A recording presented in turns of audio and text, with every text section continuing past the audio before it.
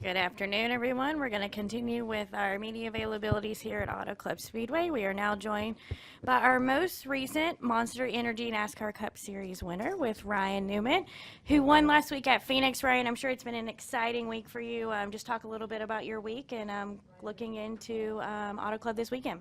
Yeah, I think obviously excited about the victory on Sunday, and then getting a chance to go to the shop on Monday after very little sleep to congratulate all the guys that were a part of it, guys and girls for that matter, and just to see everybody. And you know, it's been I don't want to say a long time coming, because I think that when you say that, you kind of expect it, but it had been a while since I'd been to Victory Lane and an RCR for Richard for 3 years of a drought.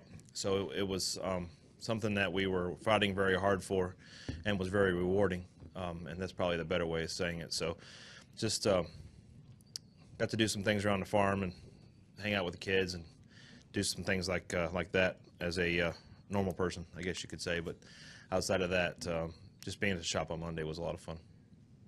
All right, we'll go ahead and open for questions for Ryan. If you have one, just raise your hand and state your name and affiliation, and we'll start with Holly. Ladies first. That's right. Holly Kane, NASCAR.com. I spoke with Luke a little bit earlier this week, and he was talking about what a great thing this is to go on and have the victory. And it's something, obviously, you haven't had. You've had to fight for points position or do all of that. Could you just talk about what the difference is, maybe the approach, maybe how this might change, how you kind of go forward this season because you have the victory and you've assured yourself that spot versus having to, fight in on a points type of thing?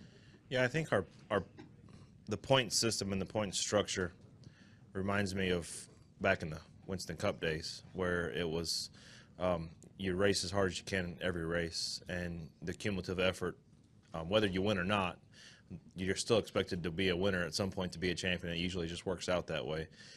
But that cumulative effort goes into the entire season, not a given race, and then you can change your strategies on different races or be a little more gambling on certain calls than others. So I don't see it changing the way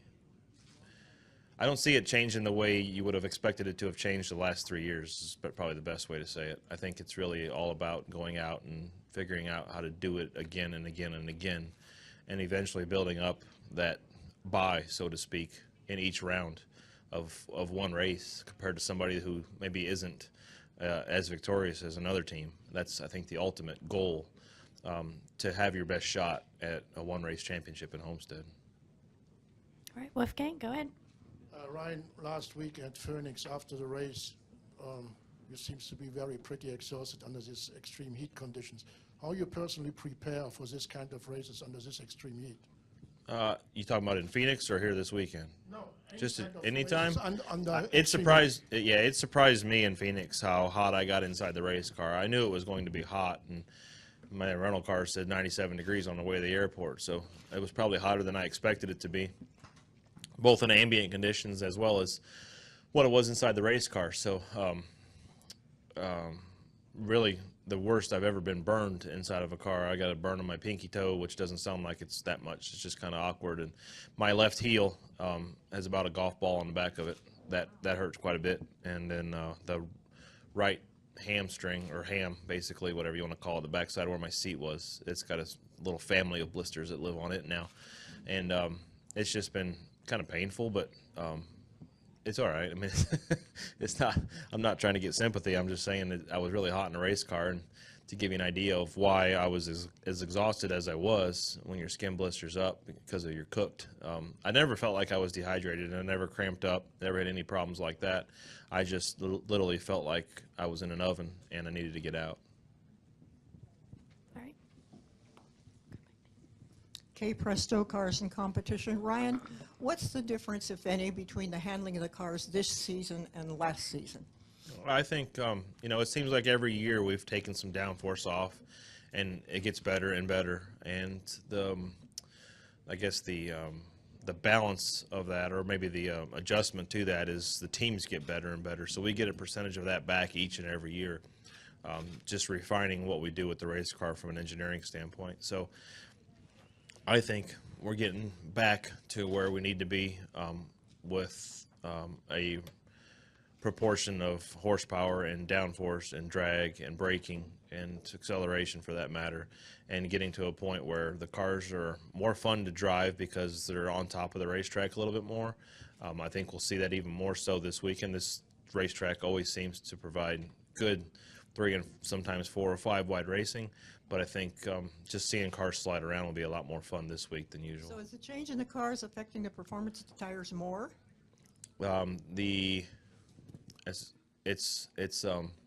It's a very good question, because the tires are always a big part of their performance because they're the only thing touching the racetrack. The less downforce you have, the more you have to really kind of adjust your air pressure to compensate for it. So the less downforce you have, the less air you need to hold that race car up because the body's not pushing the wheels down into the racetrack as hard. So it's just a balance and an adjustment. I wouldn't say that it's much different, but you kind of do have to adjust your air pressures, which anytime we go lower kind of makes Goodyear cringe, but we all kind of fight that knife edge of too low and safe enough. All right, go ahead. Kathy Brown, pitting outside the box. Congratulations on your win last weekend. Thank you. Just a quick question, and I wasn't at the race this weekend, so I wanted to ask you it.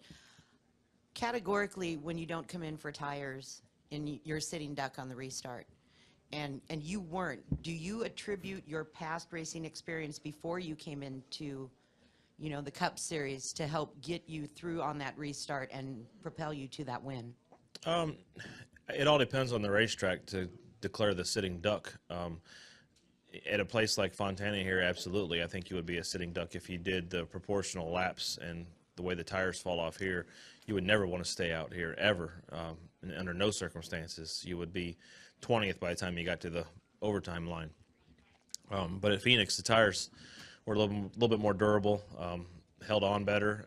It was the first time we had our car in clean air. And secondly, our car was better on longer runs. So it was to our advantage to stay out. Some guys, for instance, the 22, who ended up blowing the tire, but his car was better on short runs. I mean, he was probably one of the best cars on short runs. So it would have been a no-brainer for him to come in and get tires. But it just worked in our favor. And sometimes you have that and sometimes you don't. All right, Reed, go ahead. Reed Spencer with NASCAR Wire Service. Ryan, what's your perspective on the use of plates at Indy on the Xfinity cars with the prospect that it may lead to plates on the Cup cars? I think there's a balance there of speed and safety. I don't know what their sim results are or what their testing has been to validate what needs to be done, but I believe it's all based off of safety. And, you know, Indianapolis is unique in the fact that the corners really are kind of 90 degrees. You never really hit at 90 degrees, but you're hitting more so at a sharper angle than you are at a place like Fontana or Michigan or even a mile-and-a-half racetrack. So keeping that in check, I think, is most important. But given the driver's throttle response and acceleration and the ability to pass people is equally important.